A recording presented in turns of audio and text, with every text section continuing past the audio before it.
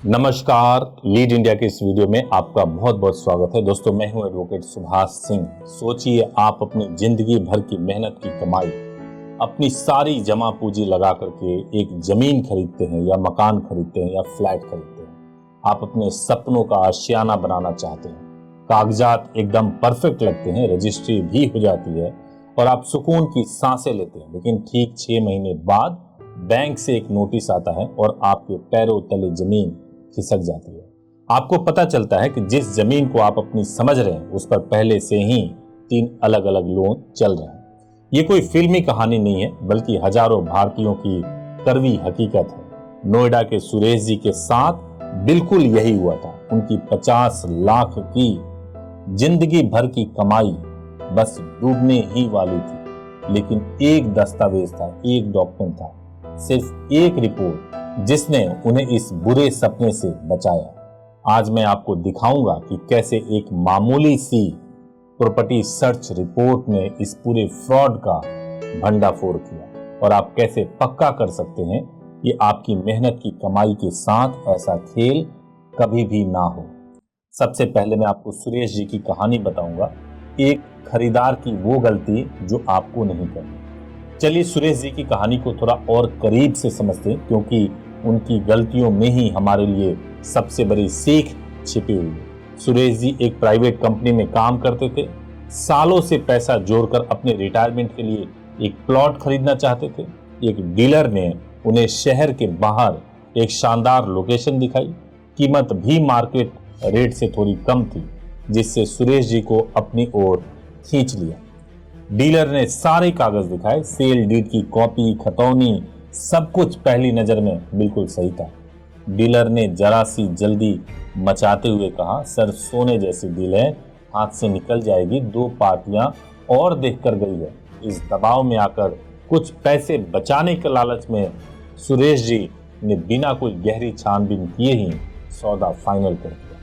उन्होंने अपनी सारी सेविंग और दोस्तों से उधार लेकर पेमेंट कर दी, रजिस्ट्री हुई और वो अपने आने वाले कल के सपने सजाने लगे।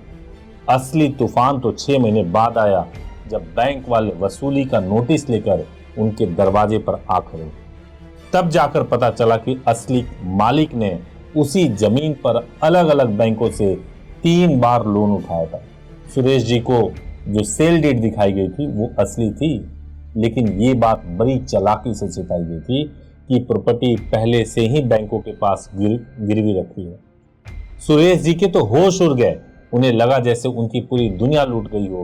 वो एक ऐसे कानूनी लड़ाई में उलझ गए जहां एक तरफ तो बैंक थे और दूसरी तरफ वो धोखेबाज। सुरेश जी की कहानी एक सबक है।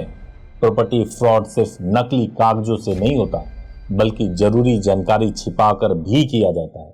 सवाल यह है कि सुरेश जी इस जाल में फंसे कैसे, और उससे भी बड़ा सवाल, आप इस जाल से कैसे बच सकते हैं। जवाब सिर्फ एक प्रॉपर्टी रिपोर्ट में है, जिसका नाम है प्रॉपर्टी सर्च रिपोर्ट। तो ये प्रॉपर्टी सर्च रिपोर्ट, जिसे कुछ लोग टाइटल सर्च रिपोर्ट भी कहते हैं, आखिर क्या चीज है, मैं आपको ठीक से एक्सप्लेन करता हूं। सीधे शब्दों में कहें तो ये आपकी प्रॉपर्टी का कंप्लीट हेल्थ चेकअप है। जैसे एक डॉक्टर पूरी बॉडी की जांच करके बताता है कि अंदर सब ठीक है या कोई बीमारी है, ठीक वैसे ही ये रिपोर्ट प्रॉपर्टी की पूरी कहानी और फाइनेंशियल कुंडली आपके सामने खोलकर रख देती है। इसे आमतौर पर एक अनुभवी प्रॉपर्टी वकील तैयार करता है। यह रिपोर्ट कुछ बेहद जरूरी सवालों के जवाब देती है। जो सबसे पहला सवाल होता है, क्या बेचने वाला ही असली मालिक है? रिपोर्ट प्रॉपर्टी के मौजूदा और सभी पुराने मालिकों की पूरी कड़ी जांच करती है, जिसे चेन ऑफ टाइटल कहते हैं। इसे दूध का दूध और पानी का पानी हो जाता है। जो आपको जमीन बेच रहा है वो इसका हकदार है भी या नहीं, यह चेक हो जाता है। जो दूसरा है कि क्या प्रॉपर्टी पर कोई लोन बकाया है। यह रिपोर्ट बताती है कि प्रॉपर्टी पर कोई होम लोन या मॉर्गेज या किसी भी तरह का कोई बोझ तो नहीं है। सुरेश जी के केस में ठीक यही जानकारी उनसे छिपाई गई थी। और तीसरा, क्या प्रॉपर्टी पर कोई केस चल रहा है। रिपोर्ट ये भी जांच करती है कि जमीन पर कोई कोर्ट केस, परिवार के बंटवारे का झगड़ा या किसी और पार्टी का कोई दावा तो नहीं है।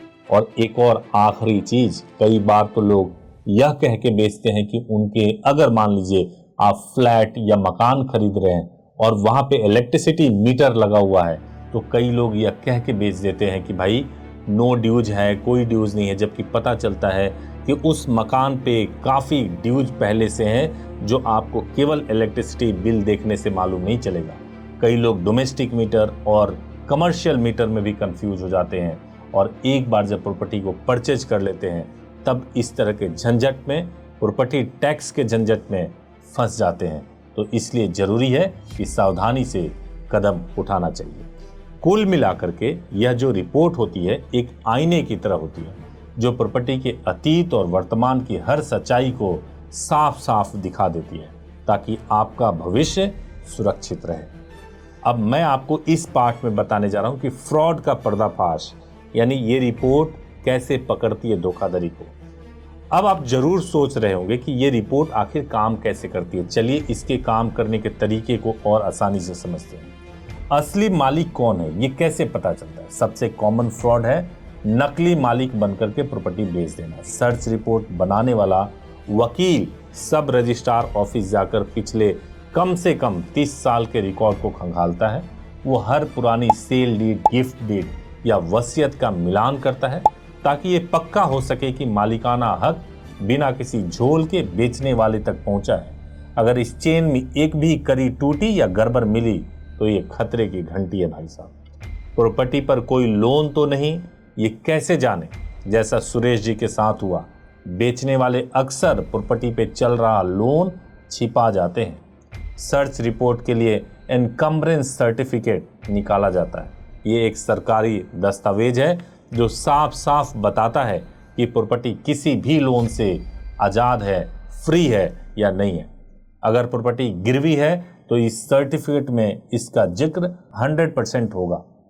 कहीं जमीन पर कोई कोर्ट केस तो नहीं चल रहा है। कई बार जमीन पर पारिवारिक झगड़ों या कोर्ट केस में फंसी हुई होती है।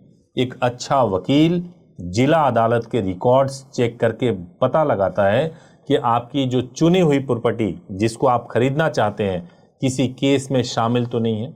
इससे आप भविष्य के उन कानूनी झंझटों से बच सकते हैं जो सालों तक आपका पैसा और मानसिक शांति दोनों छीन सकते हैं।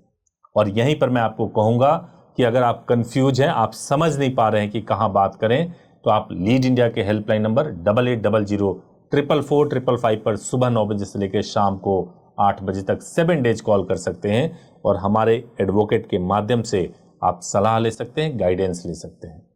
अब एक और जो अगला स्टेप है वो समझना जरूरी है कि सरकारी नियमों का पालन हुआ है या नहीं हुआ है। ये रिपोर्ट यह भी देखती है कि प्रॉपर्टी का इस्तेमाल, बनावट, नगर निगम, एमसीडी जिसकी मैं बात कर रहा था, नियमों के हिसाब से है या नहीं। क्या बिल्डिंग का नक्शा पास है या नहीं? क्या जमीन का इस्तेमाल कमर्शियल है या रिहायशी है?